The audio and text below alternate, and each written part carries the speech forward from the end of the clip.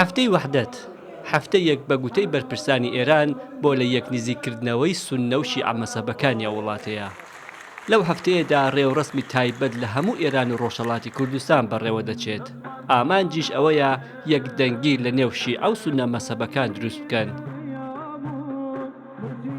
ئەگەرچی حکوومەت گرنگیەکی زۆر بەو هەفتەیە دەدات، بەڵام بەشێک لە هاوڵاتیان پێیان وایە کە یەکدەنگی بە دادپەروەری دەکرێت نەک بەو ڕێوڕسمانە.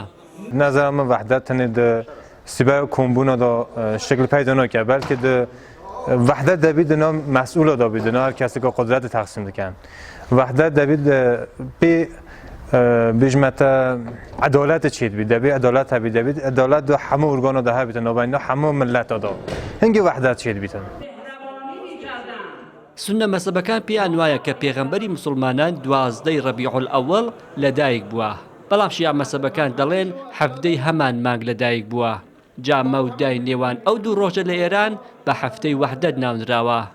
ئەم ساڵ هاوکات لەگەڵ ئەم هەفتەیە بۆ یەکەم جار کوردێکی سوننە مەزهەب بە ناوی عەبدولسەلام کەریمی وەکو ڕاوێژکاری سەرۆکۆماری ئێران بۆ کاروباری کەمینە ئاینی و نەتەوەیەکان دیاریکرا. بەڵام لەگەڵ ئەوەش هاوڵاتیانی ورمێ پێیان وایە ئەو وەحدەتە بە کردار جێبەجێ ناکرێ.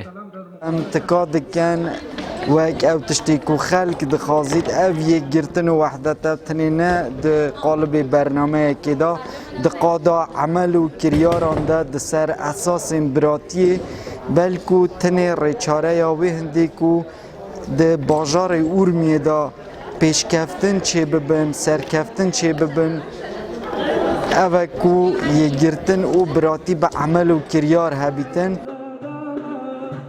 بەپێی یاسای بنەڕەتی ئێران سوننە مەزهەبەکان ناتوانن ببنە سەرۆک کۆمار و تەنانەت وەزیریش. لەگەڵەوەش ساڵانە بەرپرسانی ئێران لە هەفتەی وەحدەتدا دەیانەوێ سەرنجیان ڕابکێشن و بانگەشە بۆ بەیەکەوە ژیان و یەکگرتووی بکەن. بۆ ئەو مەبەستەش بەشی زۆری ڕێوڕسمەکان لە ڕۆژهەڵاتی کوردستان بەڕێوە دەچن.